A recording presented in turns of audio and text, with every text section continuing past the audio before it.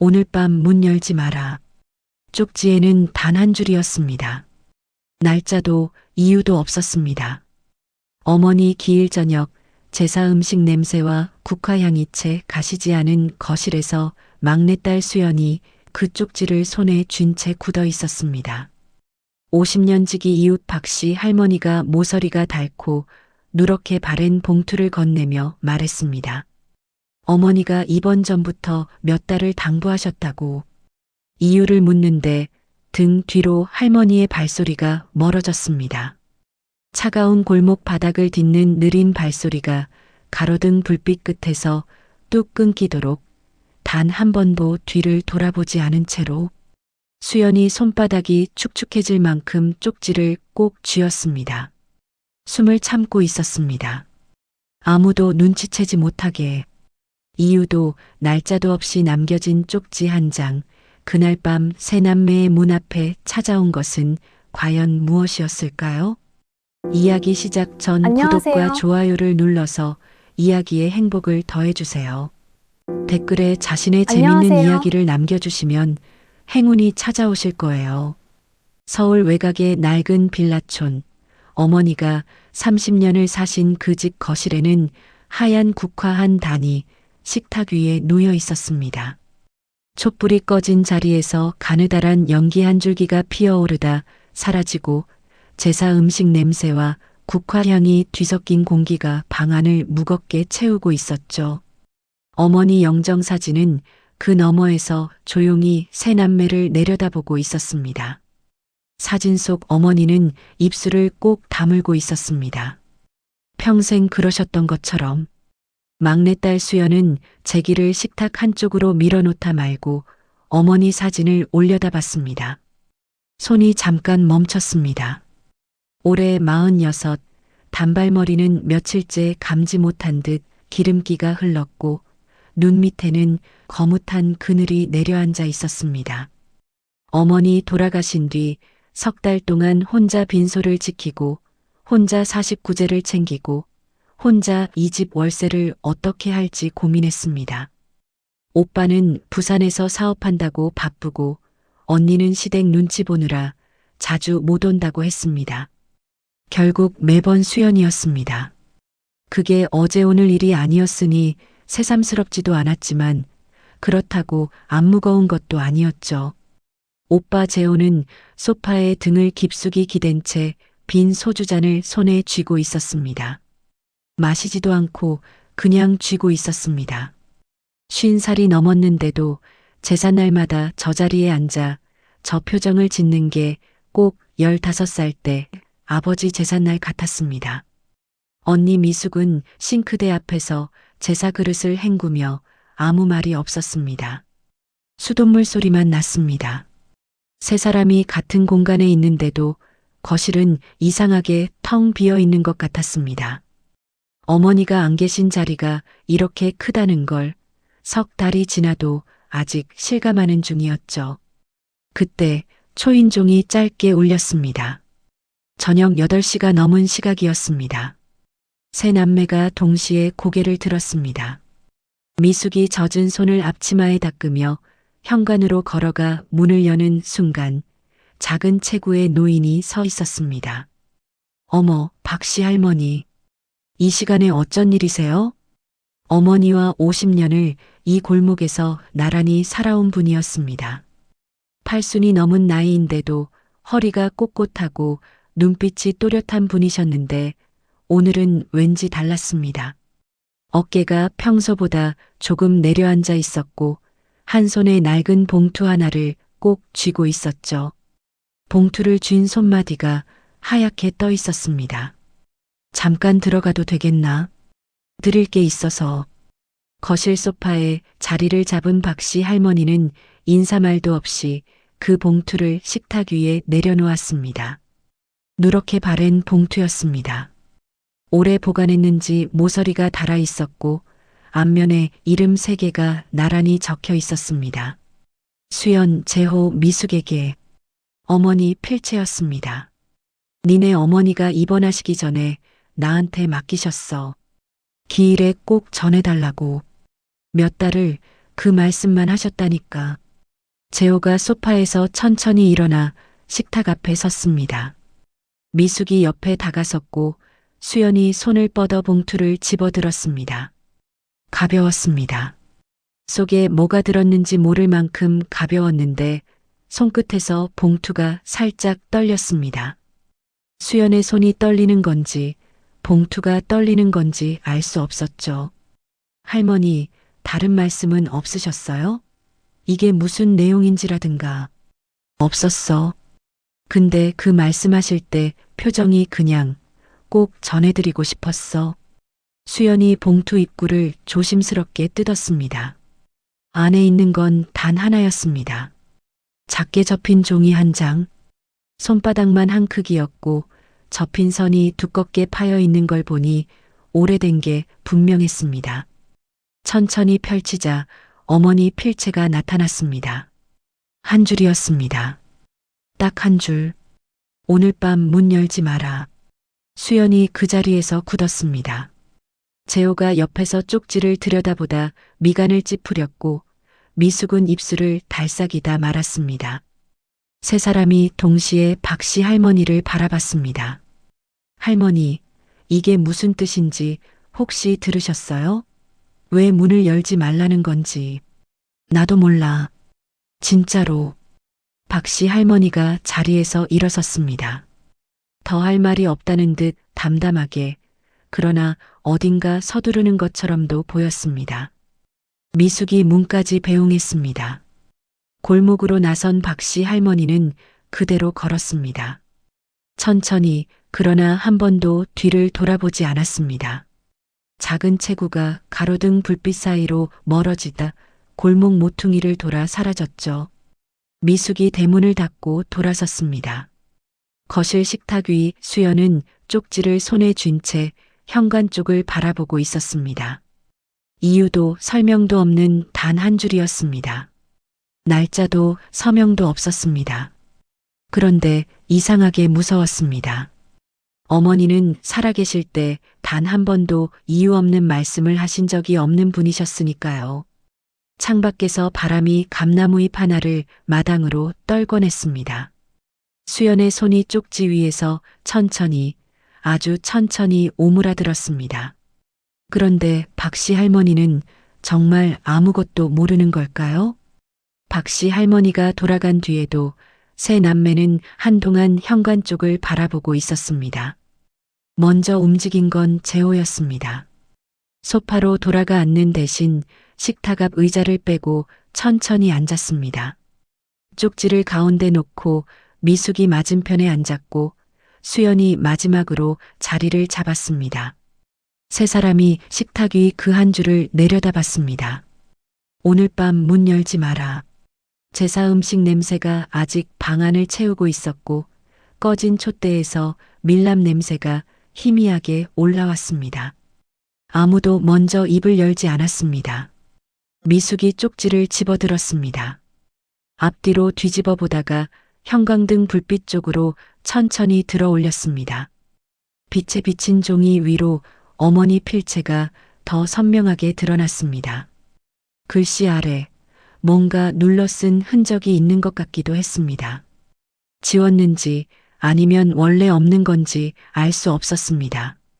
어머니가 왜 이걸 지금 주신 거지? 기일에 재호가 팔짱을 끼며 말했습니다. 대답을 기다리는 말이 아니었습니다. 혼잣말처럼 뱉고는 창밖을 바라봤습니다. 골목이 보이지 않는 각도였는데도 괜히 그쪽을 바라봤습니다. 무서운 거 아니야? 돌아가신 분이 이런 쪽지를 남겨놓으셨다는 게. 수연이 말했습니다. 목소리가 생각보다 작게 나왔는지 본인도 놀란 듯 입술을 다물었습니다. 무섭긴. 뭔가 이유가 있으시겠지. 재호가 말했지만 팔짱을 낀 손에 힘이 들어가 있었습니다. 손가락 끝이 소매를 꽉 쥐고 있었습니다.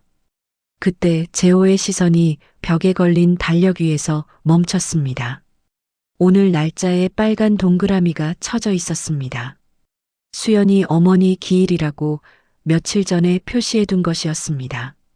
재호가 그걸 바라보다가 천천히 미간을 찌푸렸습니다. 입술이 달싹였습니다. 그러다 멈췄습니다. 뭔가 생각하는 것 같았습니다. 오빠 왜?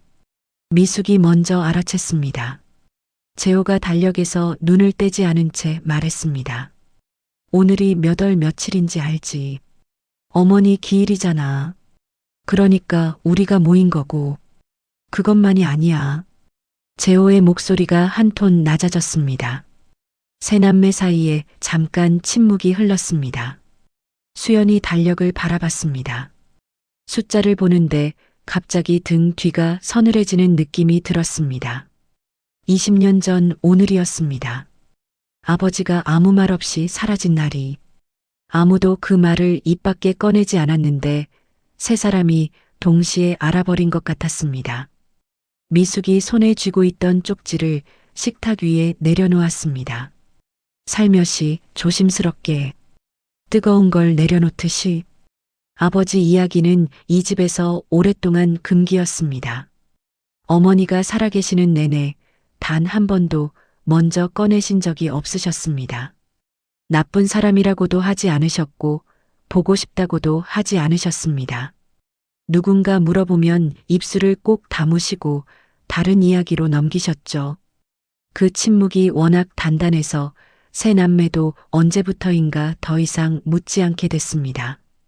그런데 어머니가 남긴 쪽지가 하필 이 날짜에 왔습니다. 우연이겠지. 재호가 먼저 말했습니다. 그런데 말하면서 본인도 믿지 않는 것 같았습니다. 미숙이 아무 말도 하지 않았고 수연은 쪽지를 다시 바라봤습니다. 누렇게 바른 종이, 어머니 필체, 단 한 줄. 수연이 천천히 의자에서 일어섰습니다. 어머니 방 쪽으로 걸어가다 문 앞에서 멈췄습니다. 손잡이 위에 손을 올려놓고 잠깐 그대로 서 있었습니다. 문을 열려는 건지 그냥 기대려는 건지 알 수 없었습니다. 그러다 조용히 손을 내렸습니다. 아직은 아닌 것 같았습니다. 어머니는 왜 20년 동안 단 한 번도 아버지 이야기를 하지 않으셨을까요? 수연이 어머니 방문을 연 건 자정이 가까워질 무렵이었습니다. 거실에서 재호와 미숙이 말없이 앉아 있는 동안 수연은 혼자 어머니 방으로 들어갔습니다. 불을 켜자 방안이 환해졌습니다. 석 달째 아무도 손대지 않은 방이었습니다. 화장대 위에 동백꽃 무늬 손거울이 놓여 있었고 그 옆에 어머니가 쓰시던 크림통이 뚜껑도 닫힌 채 그대로였습니다. 이불은 반듯하게 개켜져 있었고 베개 위에는 아직 어머니 머리카락이 몇 올 남아 있었습니다. 수연이 그걸 보고 잠깐 멈췄다가 눈길을 다른 곳으로 돌렸습니다. 제삿밥을 담아뒀던 그릇을 챙기러 온 것이었습니다. 그런데 들어오고 보니 그릇이 어디 있는지 몰랐습니다. 어머니가 살아계실 때는 수연이 이 방을 자주 드나들지 않았습니다. 어머니는 당신 방 물건들을 늘 당신이 직접 챙기셨으니까요. 장롱문을 열었습니다. 옷들이 반듯하게 걸려 있었습니다. 어머니 냄새가 확 밀려왔습니다. 오래된 분 냄새와 다림질한 면 냄새가 섞인 세상에 딱 한 명만 풍기는 냄새였습니다. 수연이 그 자리에서 잠시 숨을 들이켰다가 천천히 내쉬었습니다. 그릇은 장롱 아래 서랍 쪽에 있을 것 같았습니다. 쭈그려 앉아 서랍을 하나씩 열었습니다. 첫 번째 서랍엔 오래된 내복들이 있었고 두 번째 서랍엔 쓰다만 약 봉지들이 가득했습니다. 혈압약, 소화제, 관절에 붙이는 파스. 봉지마다 복용 날짜가 볼펜으로 적혀 있었습니다. 어머니는 꼼꼼한 분이셨습니다. 세 번째 서랍을 열다가 손이 멈췄습니다. 구석에 낡은 신발 상자 하나가 처박혀 있었습니다. 먼지가 두껍게 쌓여 있었지만 끈으로 단단히 묶여 있었습니다. 포장끈이 아니었습니다. 넥타이처럼 생긴 낡은 끈이었는데 매듭이 여러 번 겹쳐 있었습니다. 쉽게 열지 말라는 것처럼, 아니면 절대 열리면 안 된다는 것처럼. 수연이 상자를 꺼내 무릎 위에 올려놓았습니다. 생각보다 무거웠습니다. 상자 안에서 뭔가 미세하게 부스럭거리는 느낌이 손바닥을 타고 올라왔습니다. 수연이 거실 쪽을 바라봤습니다. 오빠, 언니, 나와봐. 목소리가 떨렸습니다. 본인도 몰랐는데 떨렸습니다. 재호와 미숙이 방으로 들어왔습니다. 재호가 상자를 보더니 미간을 찌푸렸고 미숙은 바닥에 쭈그려 앉아 상자를 들여다봤습니다. 이게 뭐야? 몰라. 서랍 구석에 있었어. 재호가 상자를 집어들어 흔들어 봤습니다. 묵직하게 쏠리는 느낌이 났습니다. 세 남매가 서로를 바라봤습니다. 미숙이 먼저 끈에 손을 댔다가 멈췄습니다. 열어도 되는 거야? 아무도 대답하지 않았습니다. 어머니 허락 없이 열어도 되는 건지. 그런데 어머니는 이미 안 계셨습니다. 재호가 짧게 숨을 내쉬며 말했습니다. 열어봐. 미숙이 천천히 끈을 풀었습니다. 매듭이 단단했습니다. 손톱이 하얘질 만큼 잡아당겼더니 겨우 풀렸습니다. 상자 뚜껑을 열자 퀴퀴한 종이 냄새가 올라왔습니다. 오래된 종이들이 빼곡하게 들어차 있었습니다. 봉투들이었습니다. 크기도 색도 제각각이었는데 하나같이 발신인 칸이 비어 있었습니다. 소인만 찍혀 있었고 소인 위 지명들이 전부 달랐습니다. 부산, 전주, 강릉, 포항, 여수. 가장 오래된 편지는 20년 전이었습니다. 가장 최근 것은 석 달 전 어머니가 돌아가시기 직전이었습니다. 수연이 편지들을 손끝으로 훑다가 고개를 들었습니다. 재호도 미숙도 아무 말이 없었습니다. 그때 수연의 손끝이 상자 맨 바닥에서 뭔가 다른 것에 닿았습니다. 편지가 아니었습니다. 딱딱하고 얇았습니다. 꺼내보니 색이 바랜 오래된 사진 한 장이었습니다. 사진 속엔 세 남매가 한 번도 본 적 없는 얼굴이 찍혀 있었습니다. 사진은 오래됐습니다. 색이 빠져 전체적으로 누르스름했고 가장자리가 살짝 말려 있었습니다. 수연이 형광등 불빛 아래 사진을 들어 올렸습니다. 찍힌 장소가 눈에 들어오는 순간 수연의 손이 멈췄습니다. 졸업식이었습니다. 15년 전 수연의 고등학교 졸업식 날이었습니다. 수연이 교복을 입고 졸업장을 들고 서 있었고 옆에 어머니와 재호, 미숙이 나란히 서 있었습니다. 어머니는 그날 아침 일찍 일어나 미역국을 끓여주셨고 재호는 부산에서 새벽 첫 차를 타고 올라왔었습니다. 수연은 기억했습니다. 그날 온 가족은 딱 4명이었다고. 그런데 사진 맨 끝 체육관 입구 기둥 뒤에 낯선 사람이 하나 찍혀 있었습니다. 모자를 깊숙이 눌러 쓴 야윈 남자였습니다. 군중 속에 섞여 있었는데 다른 사람들과 달리 무대 쪽을 보지 않고 있었습니다. 이쪽을 바라보고 있었습니다. 정확히 수연 쪽을. 이 사람 누구야? 재호가 사진을 집어들며 말했습니다. 미숙이 옆에서 들여다봤습니다. 세 사람 모두 그 얼굴을 알지 못했습니다. 처음 보는 얼굴이었습니다. 그런데 이상하게 모른다고 단정 짓기가 어려웠습니다. 뭔가 걸리는 게 있었습니다. 편지 열어봐. 수연이 말했습니다. 재호가 상자 안에서 편지 하나를 골랐습니다. 소인 날짜가 10년 전인 것으로. 봉투를 조심스럽게 뜯자 안에서 반으로 접힌 편지지 2장이 나왔습니다. 볼펜으로 빼곡하게 쓰여 있었습니다. 발신인은 없었습니다. 서명도 없었습니다. 재호가 첫 줄부터 소리내어 읽기 시작했습니다. 어머니 안부를 묻는 내용이었습니다. 무릎은 좀 나아졌는지, 밥은 잘 드시는지, 혼자 계시는 게 무섭지는 않은지. 다음 줄엔 아이들 걱정이었습니다. 수연이 취업 준비한다고 했는데 잘 되고 있는지, 미숙네 시댁이랑은 좀 나아졌는지, 재호 사업은 어떻게 돌아가는지. 재호가 읽다가 멈췄습니다. 수연의 취업 준비, 미숙의 시댁 문제, 재호의 사업 얘기, 이걸 아는 사람이 누구일까? 가족 외에는 아무도 모를 내용들이었습니다. 세 남매가 서로 얼굴을 마주봤습니다.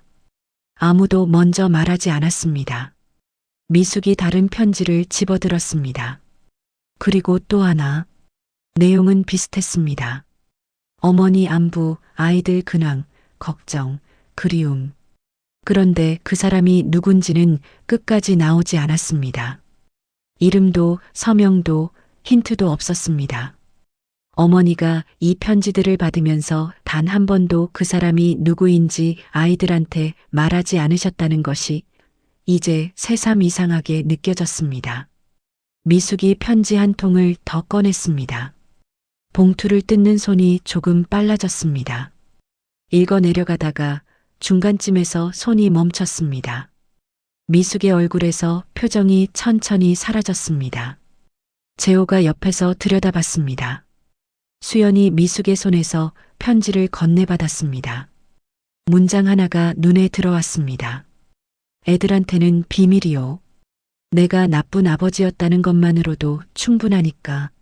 세 남매가 동시에 숨을 멈췄습니다. 방 안이 조용해졌습니다. 수돗물 소리도 바람 소리도 없었습니다. 수연이 그 문장을 한 번 더 읽었습니다. 손끝이 차가워졌습니다. 나쁜 아버지. 20년 동안 세 남매가 그렇게 믿어왔던 그 사람이 20년 동안 어머니에게 편지를 보내고 있었습니다. 그 편지에는 지금껏 아무도 몰랐던 20년 전 그날의 진실이 적혀 있었습니다. 방 안이 조용했습니다. 세 남매는 아무도 먼저 움직이지 않았습니다.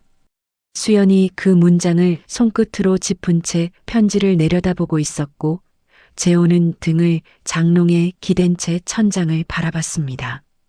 미숙이 먼저 입을 열었습니다. 다음 편지 읽어볼게. 손이 떨렸습니다. 봉투를 뜯는 손끝이 미세하게 흔들렸는데 미숙은 모르는 것 같았습니다. 편지지를 펼치자 이번엔 글씨가 더 빼곡했습니다. 날짜는 20년 전이었습니다. 아버지가 사라진 그 해였습니다. 미숙이 읽기 시작했습니다. 처음엔 낮고 고른 목소리였습니다. 병원에 다녀왔다는 말로 시작됐습니다. 검사 결과가 나왔다고, 위암이라고, 의사가 말기라고 했다고, 수술을 해도 가능성이 낮고 항암을 해도 길어야 1년이라고.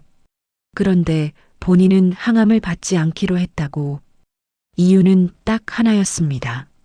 아이들한테 아픈 아버지를 보여주고 싶지 않다고. 미숙의 목소리가 조금 흔들렸습니다. 그래도 계속 읽었습니다. 편지는 이어졌습니다. 당신한테 미안하다고, 이런 결정을 혼자 하는 게 맞는 건지 모르겠다고. 그런데 생각할수록 이 방법밖에 없다고. 아이들이 간병하느라 학교를 그만두거나 직장을 접거나 결혼을 미루는 꼴은 절대 볼 수 없다고. 차라리 나쁜 아버지로 기억되는 편이 낫겠다고. 재호가 무릎 위에 놓인 주먹을 꽉 쥐었습니다. 나쁜 아버지로 기억되는 편이 낫겠다고. 그 한 줄이 방 안에 한동안 떠 있었습니다. 미숙이 잠깐 멈췄다가 다시 읽었습니다. 어머니가 이 결정에 동의해줘서 고맙다고. 당신이 없었으면 혼자 떠나지 못했을 거라고. 아이들한테는 영영 비밀로 해달라고. 나쁜 아버지로 기억되게 내버려달라고. 미숙이 편지를 내려놓았습니다. 세 남매가 아무 말도 하지 않았습니다. 재호가 눈을 감았습니다. 수연은 무릎 위에 손을 올려놓고 손가락을 내려다봤습니다. 아무것도 안 보이는 것 같은 눈이었습니다. 어머니가 알고 있었습니다. 처음부터 아버지가 떠난 이유를 알면서 20년 동안 혼자 그 사실을 감당하셨습니다. 아버지가 나쁜 사람이냐고 물어봐도 대답하지 않으셨던 것도, 아버지 이야기를 단 한 번도 먼저 꺼내지 않으셨던 것도 전부 이 때문이었습니다. 거짓말을 하지 않으려고, 그렇다고 진실을 말하지도 않으려고 그 사이에서 20년을 사신 겁니다. 아버지 지금 살아계신 거야? 수연이 물었습니다. 목소리가 작았습니다. 재호가 눈을 뜨지 않은 채 대답했습니다. 편지가 3달 전까지 왔잖아. 그 말이 끝나자마자 미숙이 상자 안에서 가장 최근 편지를 꺼냈습니다. 소인 날짜는 3달 전이었습니다. 어머니가 입원하시던 때와 맞닿아 있었습니다. 봉투를 뜯자 편지지가 한 장뿐이었습니다. 글씨가 이전 편지들보다 힘이 없었습니다. 삐뚤빼뚤하고 느리게 쓴 것이 역력했습니다. 당신이 많이 아프다는 소식을 들었다고, 가고 싶은데 갈 수가 없다고, 미안하다고, 그리고 마지막 줄, 죽지 않아서 미안하다고. 수연의 눈가가 뜨겁게 달아올랐습니다. 참으려고 윗입술을 깨물었습니다. 아버지는 죽지 않았습니다. 시한부 6개월 판정을 받고 떠났는데 죽지 않았습니다. 살아남았는데 돌아올 수 없었습니다. 20년이 흘러버렸으니까요. 이미 나쁜 아버지가 되어버린 뒤였으니까요. 그때였습니다. 바깥 골목에서 소리가 났습니다. 발소리 같기도 했고 바람 소리 같기도 했습니다. 재호가 눈을 뜨며 창문 쪽을 바라봤습니다. 자정이 넘어 있었습니다. 자정이 넘은 시각 대문 앞에 누군가 서 있었습니다. 재호가 먼저 일어났습니다. 무릎을 짚고 천천히 일어서서 방불을 끄고 창가로 다가갔습니다. 커튼을 손끝으로 조심스럽게 젖혔습니다. 골목이 보였습니다. 자정이 넘은 골목은 조용했습니다. 가로등 하나가 희끄무레한 불빛을 내리쬐고 있었고 그 아래 떨어진 감나무 잎들이 바람에 바닥을 긁었습니다. 그런데 가로등 바로 아래 사람이 하나 서 있었습니다. 노인이었습니다. 몹시 야위어 있었습니다. 두꺼운 겨울 점퍼를 입고 있는데도 어깨가 앙상하게 드러날 것 같았습니다. 모자를 눌러 쓰고 있어서 얼굴이 잘 보이지 않았습니다. 그런데 서 있는 자세가 이상했습니다. 지나가다 멈춘 사람이 아니었습니다. 처음부터 거기 서 있었던 것처럼 이 집 대문을 바라보며 서 있었습니다. 재호가 숨을 참았습니다. 노인은 움직이지 않았습니다. 그냥 서 있었습니다.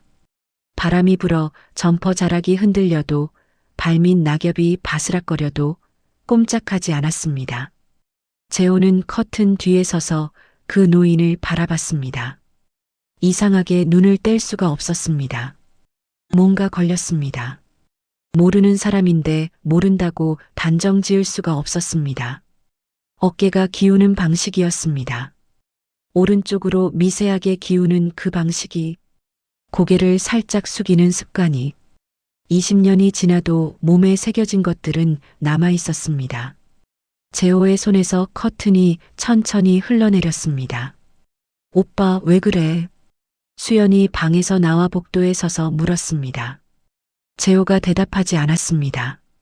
미숙이 편지 상자를 안고 방에서 나오다가 재호의 얼굴을 보고 멈췄습니다.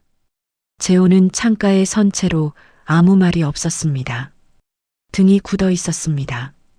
미숙이 다가와 커튼을 젖혔습니다. 골목을 내다봤습니다. 가로등 아래 노인이 아직 서 있었습니다. 미숙이 재호를 바라봤습니다. 재호는 미숙의 눈을 마주치지 않았습니다. 누구야? 미숙이 물었습니다. 재호가 대답하지 않자 미숙이 다시 골목을 바라봤습니다. 노인이 품에서 뭔가를 천천히 꺼냈습니다. 봉투처럼 생긴 것이었습니다. 그걸 들고 절뚝이는 걸음으로 대문 쪽으로 천천히 걸어왔습니다. 한쪽 다리를 끌듯이 걸었습니다. 걸음마다 힘이 들어가는 게 보였습니다. 수연이 창가로 다가왔습니다. 셋이 나란히 커튼 뒤에 서서 노인을 바라봤습니다. 노인이 대문 앞에 멈춰 섰습니다. 봉투를 우편함에 밀어 넣으려다가 잠깐 손을 멈추고 고개를 들었습니다. 가로등 불빛이 모자 아래 얼굴을 잠깐 비쳤습니다. 야위고 주름진 얼굴이었습니다. 광대뼈가 두드러졌고 눈 아래가 푹 꺼져 있었습니다. 오래 아팠거나 오래 굶었거나 아니면 둘 다이거나. 재호의 입술이 움직였습니다. 소리는 나지 않았습니다. 수연이 재호의 팔을 잡았습니다. 오빠. 그게 다였습니다. 더 이상 말이 나오지 않았습니다. 노인이 우편함에 봉투를 밀어넣고 돌아섰습니다. 다시 절뚝이는 걸음으로 골목 쪽으로 걸어가기 시작했습니다. 그때 초인종이 짧게 울렸습니다. 세 남매가 동시에 현관을 바라봤습니다. 노인이 돌아서서 초인종을 눌렀던 것입니다. 초인종이 한 번 더 울렸습니다. 그리고 낮고 느린 노크 소리가 3번. 세 남매는 아무도 움직이지 않았습니다. 그리고 문 너머에서 20년 만에 듣는 목소리가 흘러들어왔습니다. 나다, 문 좀 열어라. 낮고 쉰 목소리였습니다. 오래 쓰지 않은 목소리처럼 말 한마디를 꺼내는데도 힘이 드는 것 같았습니다. 세 남매는 현관 앞에 모인 채 아무도 움직이지 않았습니다. 초인종이 울린 뒤 그 자리에 굳어 있었습니다. 수연의 무릎이 흔들렸습니다. 미숙은 벽에 등을 기댔습니다. 재호만이 현관문 바로 앞에 서 있었습니다. 재호의 손이 도어록으로 천천히 올라갔습니다. 그러다 멈췄습니다. 손 안에 쪽지가 쥐어져 있었습니다. 아까부터 계속 들고 있었는데 본인도 몰랐던 것 같았습니다. 구겨진 쪽지. 어머니 필체. 오늘 밤 문 열지 마라. 재호가 그 문장을 내려다봤습니다. 손이 도어록 위에서 내려오지 않았습니다. 올라가지도 않았습니다. 그 자리에 매달려 있었습니다. 아버지. 재호가 먼저 입을 열었습니다. 목소리가 떨렸습니다. 20년 만에 꺼내는 말이었습니다. 입안에서 굳어버린 것을 억지로 꺼내는 것처럼 더듬거렸습니다. 거기 계세요? 잠깐 침묵이 흘렀습니다. 문 너머에서 숨소리가 들렸습니다. 가쁘고 거친 숨소리였습니다. 조금 걸어왔을 뿐인데 숨이 찬 것 같았습니다. 응, 나왔다. 그 한마디였습니다. 짧고 낮고 힘없는 한마디였는데 미숙이 입을 틀어막았습니다. 손바닥으로 입을 막고 벽을 짚었습니다. 수연은 눈을 감았다가 뜨고는 다시 감았습니다. 어떻게 해야 할지 모르는 눈이었습니다. 재호가 다시 도어록에 손을 올렸습니다. 미숙이 재호의 팔을 잡았습니다. 말은 하지 않았습니다. 그냥 잡았습니다. 재호가 미숙을 바라봤습니다. 미숙의 눈이 쪽지를 향했습니다. 재호가 다시 쪽지를 내려다봤습니다. 어머니가 열지 말라고 하셨습니다. 이유가 있을 거라는 것을 평생 살면서 배웠습니다. 어머니는 이유 없는 말씀을 하신 적이 없는 분이셨습니다. 단 한 번도. 수연이 문에 손바닥을 얹었습니다. 문은 얇았습니다. 나무 한 겹이었습니다. 이쪽과 저쪽이 이 얇은 것 하나로 나뉘어 있다는 게 손바닥을 타고 올라오는 차가운 감촉으로 느껴졌습니다. 문 너머에서 소리가 났습니다. 아버지가 문에 기대는 것 같은 소리였습니다. 그러더니 천천히 바닥으로 내려앉는 소리가 났습니다. 문 앞 바닥에 주저앉는 소리였습니다. 열어달라는 거 아니다. 아버지가 말했습니다. 목소리가 낮아졌습니다. 문 바로 아래쪽에서 들리는 것 같았습니다. 그냥 목소리만 들으면 된다. 세 남매가 서로를 바라봤습니다. 재호가 천천히 문 앞 바닥에 등을 기댔습니다. 미숙이 그 옆에 주저앉았습니다. 수연이 마지막으로 문에 등을 기대고 바닥에 앉았습니다. 문 하나를 사이에 두고 안쪽에 셋이 바깥쪽에 하나가 등을 맞대듯 앉았습니다. 아무도 말하지 않았습니다. 그런데 이상하게 그 침묵이 아까보다 덜 무거웠습니다. 재호가 먼저 말을 꺼냈습니다. 아버지, 밥은 드셨어요? 어색하고 짧은 말이었습니다. 20년 만에 첫 마디치고는 너무 평범한 말이었습니다. 그런데 문 너머에서 낮게 웃는 소리가 났습니다. 짧고 작은 웃음이었는데 세 남매가 동시에 그 소리를 들었습니다. 먹었다. 어디서요? 근처 편의점에서. 재호가 아무 말도 하지 않았습니다. 편의점이라는 말이 마음 어딘가에 걸렸습니다. 미숙이 눈을 감았습니다. 수연은 문에 기댄 등을 조금 더 깊이 밀었습니다. 문이 차가웠습니다. 그 차가움이 등을 타고 올라왔습니다. 그때 아버지가 말했습니다. 평생 꺼내지 못했던 말을. 한동안 아무도 말하지 않았습니다. 문 안쪽에 셋이, 문 바깥쪽에 하나가 등을 맞댄 것처럼 앉아 있었습니다. 골목 어딘가에서 고양이 우는 소리가 한 번 들렸다가 사라졌습니다. 복도 형광등이 미세하게 깜빡였습니다. 세 남매는 그 소리와 빛의 흔들림을 전부 들었습니다.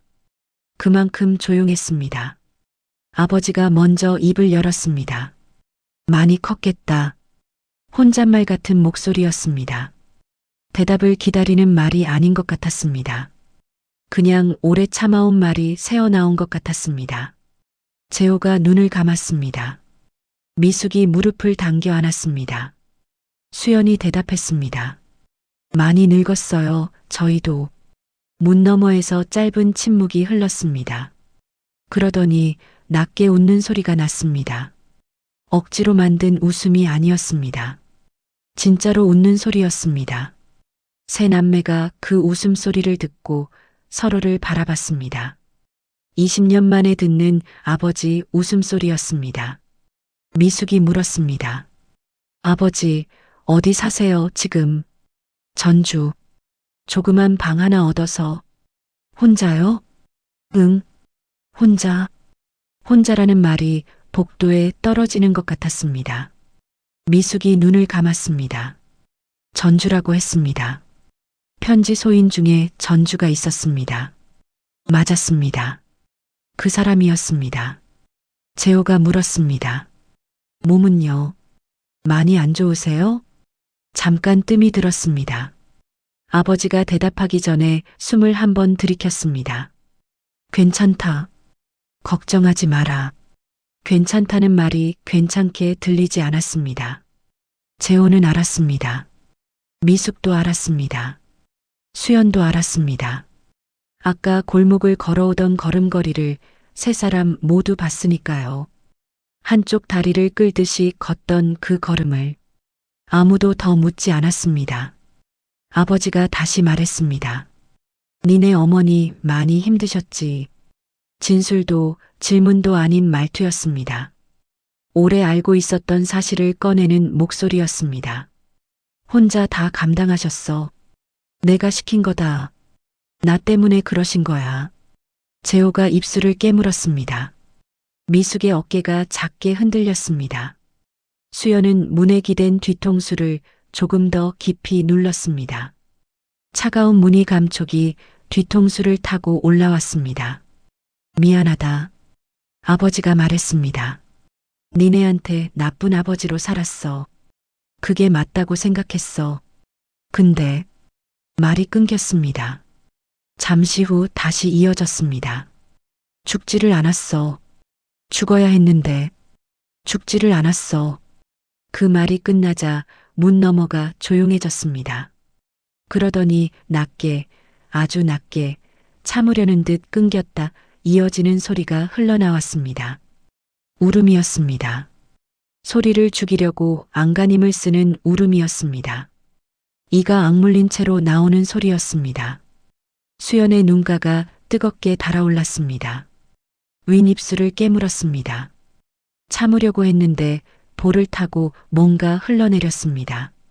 차가웠습니다. 복도 바닥에 떨어지는 소리가 날 것 같았습니다. 재호는 눈을 뜨지 않았습니다. 그냥 그 자리에 앉아서 아버지 우는 소리를 들었습니다. 미숙도 울고 있었습니다. 손으로 입을 막은 채 소리 없이. 세 남매는 아무것도 하지 않았습니다. 할 수 있는 게 없었습니다. 문이 있었습니다. 어머니가 열지 말라고 하신 문이. 얼마나 지났을까요? 아버지의 울음소리가 잦아들었습니다. 복도가 다시 조용해졌습니다. 수연이 눈물을 손등으로 닦았습니다. 재호가 천천히 눈을 떴습니다. 그때 문 아래 틈새로 뭔가가 밀려 들어왔습니다. 종이였습니다. 얇고 작은 종이 한 장이 문 아래 틈을 비집고 들어왔습니다. 수연이 집어들었습니다. 등기 우편 부재중 안내서였습니다. 발신인 칸에 어머니 성함이 적혀 있었습니다. 수연이 그걸 바라보다 고개를 들었습니다. 재호가 일어섰습니다. 커튼을 젖히고 골목을 내다봤습니다. 아버지는 이미 사라지고 없었습니다. 골목을 내다보니 아버지는 이미 사라지고 없었습니다. 그리고 봉투 안에는 세 남매가 상상도 못했던 것이 들어 있었습니다. 이튿날 아침이었습니다. 세 남매는 그날 밤 집에서 나가지 않았습니다. 누가 먼저 제안한 것도 아니었습니다. 그냥 아무도 일어서지 않았고 아무도 가겠다는 말을 꺼내지 않았습니다.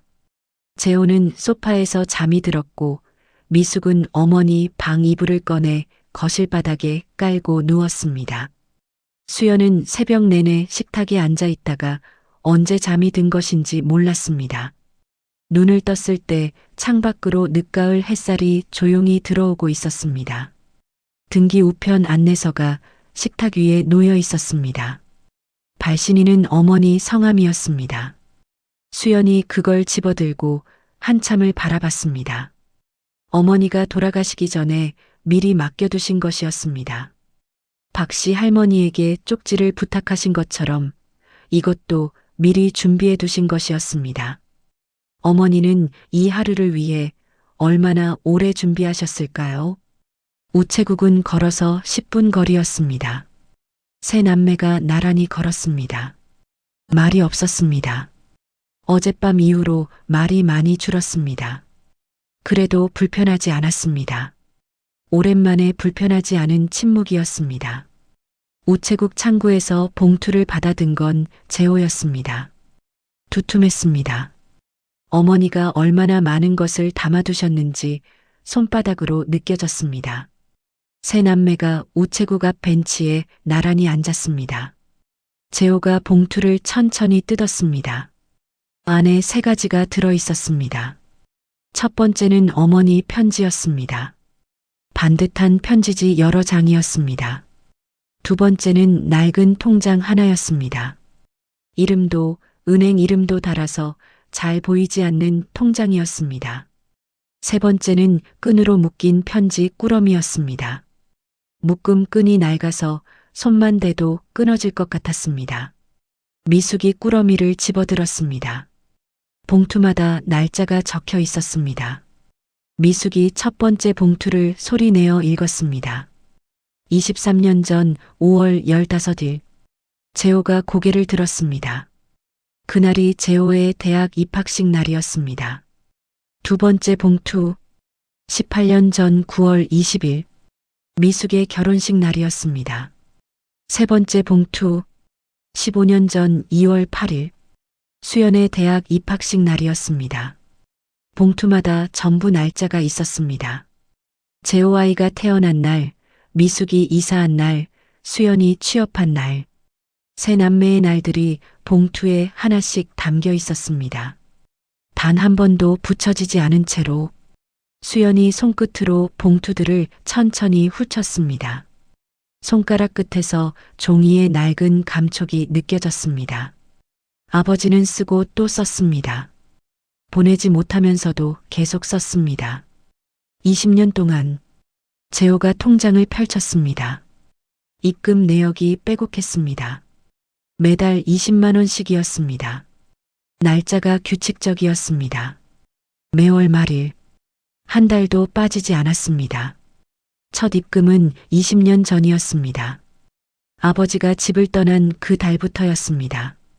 마지막 입금은 2달 전이었습니다. 어머니가 돌아가시기 직전이었습니다. 20년. 매달 20만 원. 재호가 숫자를 입안에서 굴렸습니다. 말로 꺼내지는 않았습니다. 꺼낼 수가 없었습니다. 수연이 꾸러미 맨 아래 편지 하나를 집어들었습니다. 이것만 날짜가 없었습니다.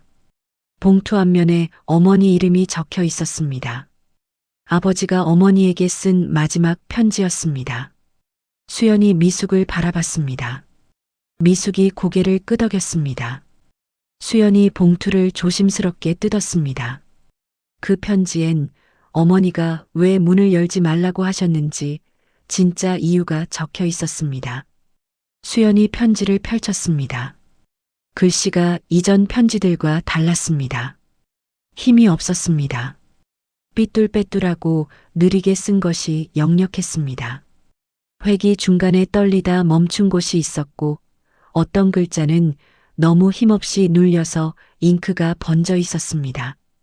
이걸 쓸 때 아버지의 손이 어떤 상태였는지 읽지 않아도 보였습니다.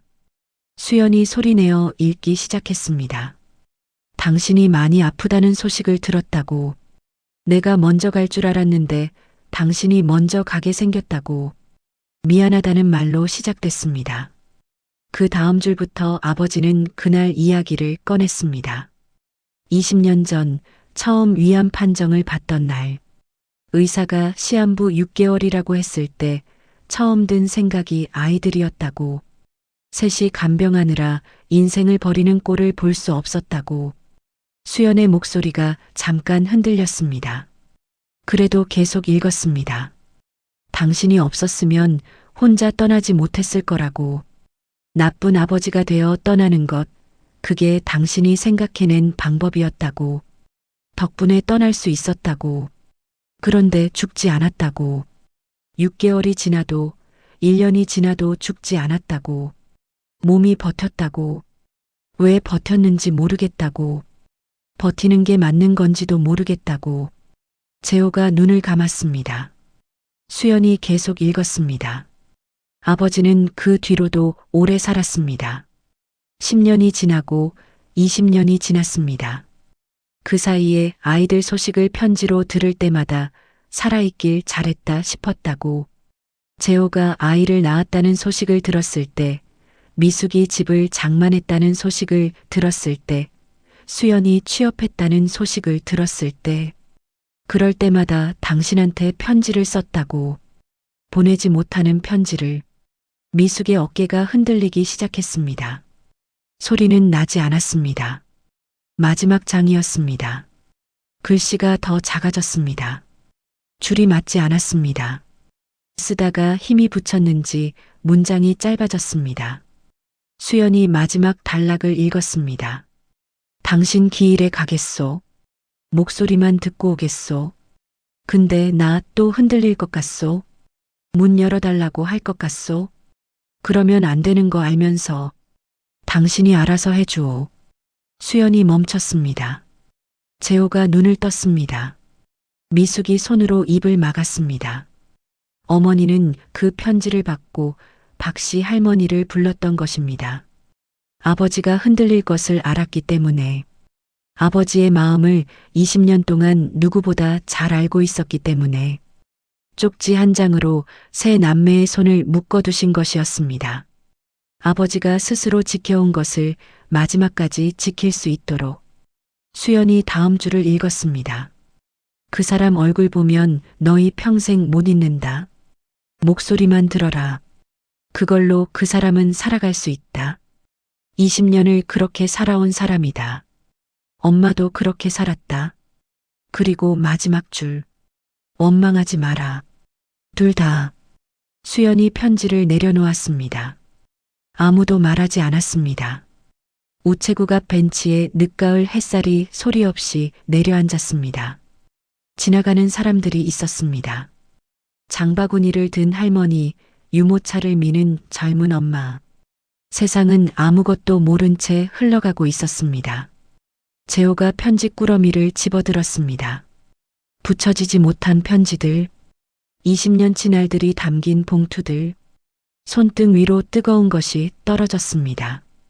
재호가 손등을 내려다봤습니다. 또 하나가 떨어졌습니다. 닿지 않았습니다. 미숙이 재호의 손 위에 자신의 손을 얹었습니다. 수연이 반대쪽에서 재호의 팔을 잡았습니다. 세 남매가 벤치 위에 나란히 앉아 아무 말도 하지 않았습니다. 햇살이 편지 꾸러미 위에 조용히 내려앉았습니다. 아버지가 20년 동안 쓰고 또 쓴 편지들 위에. 며칠 뒤 박씨 할머니가 다시 찾아왔습니다. 손에는 또 하나의 봉투를 들고. 며칠이 지났습니다. 세 남매는 그 사이 각자의 자리로 돌아갔습니다. 재호는 부산으로 내려갔고 미숙은 시댁 눈치를 보며 일상으로 돌아갔습니다. 수연만이 어머니 집을 아직 정리하지 못한 채 며칠에 한 번씩 들렀습니다. 딱히 할 일이 있어서가 아니었습니다. 그냥 오게 됐습니다. 그날도 수연 혼자였습니다. 어머니 방 이불을 털다가 창밖을 바라봤습니다. 감나무의 잎이 몇 장 남지 않았습니다. 바람이 불 때마다 한 장씩 떨어졌습니다.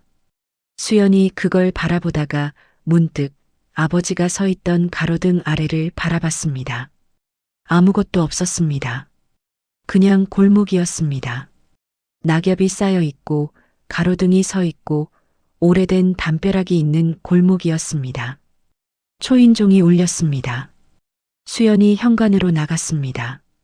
문을 여는 순간 박씨 할머니가 서 있었습니다. 지난번과 다른 점이 하나 있었습니다. 이번엔 들어오려 하지 않으셨습니다. 문 앞에 선 채로 손에 쥔 작은 봉투를 내밀었습니다.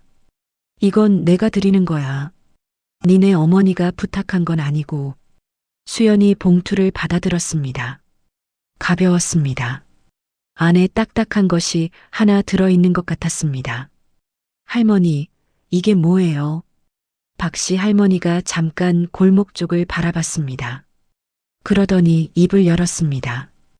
20년 전 새벽이었다고 했습니다. 박씨 할머니가 일찍 일어나 골목에 나왔는데 대문 앞에 남자 하나가 서 있었다고. 가방 하나 들지 않고 그냥 서 있었다고. 얼굴을 보니 이 집 가장이었다고. 아이들 아버지였다고. 수연이 숨을 참았습니다. 박씨 할머니가 계속 말했습니다. 그 사람이 자신을 보더니 이것 좀 맡아달라고 했다고. 그러면서 봉투 하나를 건넸다고. 언젠가 애들이 알게 되면 그때 줘달라고. 그게 다였다고. 말이 끝나자마자 골목을 걸어나갔다고. 뒤도 돌아보지 않고. 박씨 할머니가 말을 마쳤습니다. 20년을 갖고 있었어. 줄 때가 됐다 싶어서. 수연이 봉투를 뜯었습니다. 안에서 빛바랜 사진 한 장이 나왔습니다. 수연이 사진을 들여다봤습니다. 오래된 가족 사진이었습니다. 어머니가 젊었을 때였습니다. 재호는 중학생쯤 되어 보였고 미숙은 초등학생, 수연은 아직 어린아이였습니다. 아버지가 가운데 서 있었습니다. 웃고 있었습니다. 수연은 그 얼굴을 기억하지 못했습니다. 너무 어렸으니까요. 그런데 이상했습니다. 낯설지 않았습니다. 사진 뒤를 뒤집었습니다. 아버지 필체로 한 줄이 적혀 있었습니다. 잘 살아줘서 고맙다. 수연이 그 자리에서 한동안 움직이지 않았습니다. 박씨 할머니가 돌아가는 소리가 들렸습니다. 이번엔 달랐습니다. 느리고 가벼운 발소리였습니다. 뭔가를 내려놓은 사람의 걸음이었습니다. 수연이 고개를 들었습니다. 골목 끝에서 박씨 할머니가 한 번 뒤를 돌아봤습니다. 눈이 마주쳤습니다. 할머니가 작게 웃었습니다. 그러고는 모퉁이를 돌아 사라졌습니다. 수연이 사진을 가슴에 꼭 안았습니다. 눈가가 뜨겁게 달아올랐습니다. 참으려고 했는데 이번엔 참지 않았습니다. 골목에 낙엽 하나가 떨어졌습니다. 바람도 없는데 떨어졌습니다. 마치 누군가 떠나보내는 것처럼 조용히. 어머니도 아버지도 박씨 할머니도 모두가 이 하루를 위해 20년을 기다리고 있었습니다.